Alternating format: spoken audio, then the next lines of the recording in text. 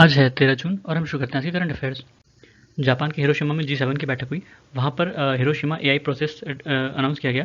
Hiroshima AI process जो है एक तरह का प्लान होगा जो जी7 कंट्रीज़ के मिनिस्टर्स फॉलो करेंगे, जो एआई है और उसके प्रमोशन के लिए, ट्रस्टवर्दी प्रमोशन के लिए, कि मतलब उस पर ट्रस्ट कर पाएँ।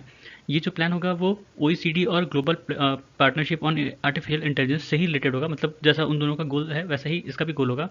ग्लोबल पार्टनरशिप ऑन एआई या जीपीएआई, ये ओईसीडी की रिकमेंडेशन थी आर्टिफिशियल इंटेलिजेंस पे, उसके बाद ये संस्था बनाई गई थी। इंडिया भी इसका हिस्सा है, 2020 में ये बना था और इंडिया इसका फाउंडिंग मेंबर है। और इसका उद्देश्य है कि जो एआई डेवलपमेंट, आर्टिफिशियल इंटेलिजेंस का डेवलपमेंट हो रहा है वो ह्यूमन सेंट्रिक हो और कटिंग एज टेक्नोलॉजीज पे ही काम कर रहा है। चिकनगुनिया वायरल डिसीज़ है जो कि चिकनगुनिया वायरस से होता है। ये तब होता है जब कोई इन्फेक्टेड एडिस एजिप्टी या एडिस अल्बोपिक्टस मॉस्किटो जो है वो ह्यूमन को काटता है, तो ये वायरस जो है ट्रांसमिट होता है। ठीक है, यही मॉस्किटो जो है वो जीका वायरस भी कैरी करते हैं, इसलिए जीका वायरस जो डिसीज़ है वो भी इन्हीं के कारण फैलता है। इसके लिए भी कोई प्रॉपर ट्रीटमेंट नहीं है, कोई स्पेसिफिक वैक्सीन नहीं बनाई गई है। यूएस फिर से यूनेस्को को ज्वाइन करेगा और जो बैड ड्यूज़ हैं $600 मिलियन के, वो भी पे करेगा। यूनेस्को का मतलब है United Nation Educational Scientific and Cultural Organization. ये स्पेशलाइज एजेंसी है यूनाइटेड नेशन की और ये 1946 में बनी थी। इसका जो हेडक्वार्टर है पेरिस में है और इसकी जो पेरेंट ऑर्गेनाइजेशन है वो United Nations economic and social council. ठीक है, और ये कई सारी रिपोर्ट पब्लिश करती है जैसे Global Education Monitoring Report, United Nation World Water Development Report, World Trend in Freedom of Expression and Media Development और Global Ocean Science Report. Honduras के प्रेसिडेंट ने ब्रिक्स नेशन से रिक्वेस्ट किया है कि उनको न्यू डेवलपमेंट बैंक में शामिल किया जाए। न्यू डेवलपमेंट बैंक को ब्रिक्स डेवलपमेंट बैंक भी कहते हैं। इसको 2015 में बनाया गया था ब्रिक्स कंट्रीज द्वारा, Brazil, Russia, India, China, south Africa. इसका जो हेडक्वार्टर है वो शंघाई में है।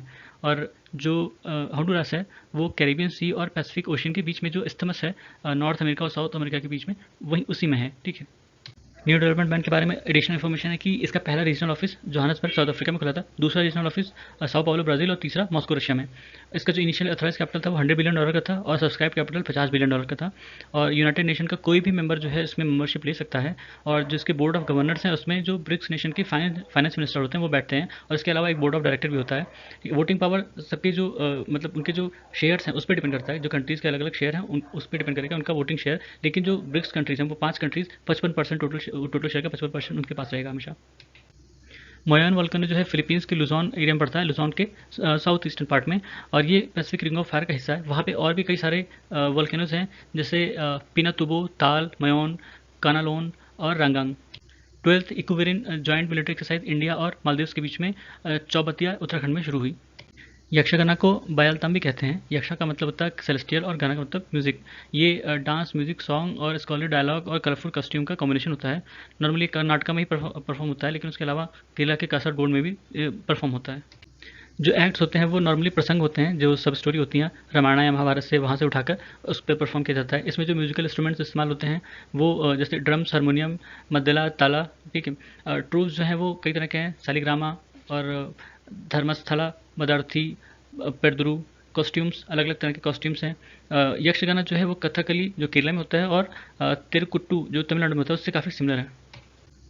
रामप्रसाद बिस्मिल जी की 126वीं बर्थ एनिवर्सरी थी 11 जून को और इनका जन्म यूपी के शाहजहाँपुर में हुआ था। ये आर्य समाज से भी जुड़े थे और अच्छे राइटर भी थे। इन्होंने अलग अलग पेन नेम से लिखा था, अज्ञात राम बिस्मिल। इन्होंने एक पोएम लिखी थी मेरा जन्म, जो कि इन्होंने तब लिखा था जब इनके मित्र थे भाई परमानंद आर्य समाजी थे जिनको डेथ सेंटेंस मिला था।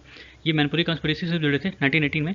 एक ऑर्गेनाइजेशन थी, रेवोल्यूशनरी ऑर्गेनाइजेशन मैत्रीवादी, जिसका मतलब था द अल्टर ऑफ मदरलैंड, और उसको चलाते थे गीनालाल दीक्षित जी। ठीक है, उनके साथ मिलकर इन्होंने स्ट्रगल किया था और एक पोएम लिखी थी उसके बाद, मैनपुरी की प्रतिज्ञा। 1923 में अशफाक उल्ला खान, रामप्रसाद बिस्मिल और चंद्रशेखर आज़ाद ने मिलकर हिंदुस्तान रिपब्लिकन एसोसिएशन बनाया था, जिसका मैनिफेस्टो था द रेवोल्यूशनरी, 1925 में पब्लिश हुआ था। बाद में इसी संस्था का नाम हिंदुस्तान सोशलिस्ट रिपब्लिकन एसोसिएशन रखा गया था 1928 में। ठीक है, और इसी हिंदुस्तान रिपब्लिकन एसोसिएशन ने काकोरी कॉन्स्पिरेसी की थी 1925 में। काकोरी कॉन्स्पिरेसी एक्चुअली एक आर्म रॉबरी थी। एक काकोरी एक्सप्रेस जाती थी और शाहजहाँपुर से लखनऊ के लिए, उसको लूटा था, उसमें पैसे जा रहे थे। काकोरी जो है वो भी लखनऊ के पास ही पड़ता है।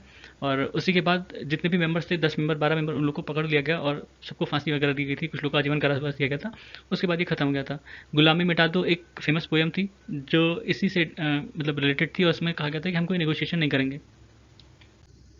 पालकी फेस्टिवल महाराष्ट्र में मनाया जाता है, बहुत पुराना फेस्टिवल है। इसमें पालकी जिसको चैरियट कहते हैं वो ले जाते हैं पंधारपुर तक। पंधारपुर में विठोबा भगवान का मंदिर है, वहाँ तक ले जाते हैं। और इसमें इसके साथ एक पालकी जाती है जिसमें जो संत तुकाराम और दयानेश्वर हैं उनकी पादुका भी जाती हैं। ठीक है, और ये 22 दिन का होता है। पुणे से ये शुरुआत होती है और 22 दिन बाद ये मंदिर पहुँचती है, वहाँ पर जाके ये खत्म होता है। फिर तमिलनाडु डिपार्टमेंट ऑफ आर्कियोलॉजी ने 5 मनहीर और मेगालिथिक बुरियल साइट जो कि कोदूमानल पर हैं एरोड डिस्ट्रिक्ट में, उनको प्रोटेक्टेड मॉन्यूमेंट डिक्लेयर किया है। मनहीर और मेगालिथिक बुरियल साइट्स कोदूमनल में है। कोदूमनल नोयाल रिवर के तट पर है और यहाँ पे कई सारी चीज़ें मिली हैं, जैसे तमिल ब्राह्मी स्क्रिप्ट में कुछ नाम मिले थे और रोमन सिल्वर कॉइन वगैरह मिले थे, प्रीशियस स्टोन, क्वार्ट्ज, ये सब भी मिले थे। मेगालिथ जो है वो बरियल साइट्स पर या कमोमेरेटिव मेमोरियल्स पर देखने को मिले थे। अलग अलग शेप में ये देखने को मिले हैं, जैसे डोलोमाइट सिस्ट, केरन सर्किल या केप स्टोन में। और इन्हीं की तरह जो मेमोरियल्स थे उनको मेनहिर कहा गया। और ये जो मेगालिथ हैं ये आर्यन से बिलोंग करते, ज़्यादातर आर्यन से थे। और अपने यहाँ जो साउथ इंडिया वहाँ पर इंक्लूडिंग महाराष्ट्र का जो विदर्भा पार्ट है वहाँ पर ये देखने को मिला है। उसके अलावा कर्नाटका, तमिलनाडु, केरला, आंध्र प्रदेश, तेलंगाना में भी देखने को मिला है।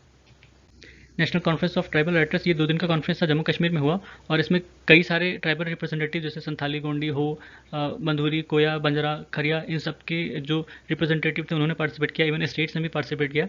ये 2 ऑर्गेनाइजेशंस हैं, झारखंडी भाषा साहित्य संस्कृति अखाड़ा और अंजुमन ए तरक्की गोरी अदब, इन दोनों ने ही मिलकर इसको ऑर्गेनाइज कराया था।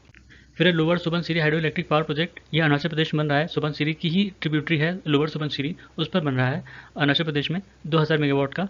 अगर ये मैप में देखें तो इसमें दिखता है कि वो लोअर सुबनसिरी जो है वो सुबनसिरी की ट्रिब्यूटरी है, उस पर बन रहा है। ठीक है, तो ये था आज के हमारे करंट अफेयर्स। सुनने के लिए धन्यवाद।